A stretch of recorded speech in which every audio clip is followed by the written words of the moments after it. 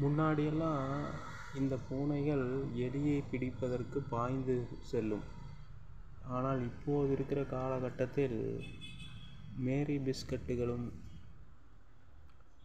நொறுக்கு தீனிகளையுமே அதிகம் விரும்பி உண்கின்றன. இந்த கால பூனைகளை என்ன சொல்வது? அதுக்கு போட்டியாக வந்துருச்சுன்னா அதை போட்டு கடிக்குது வரும்.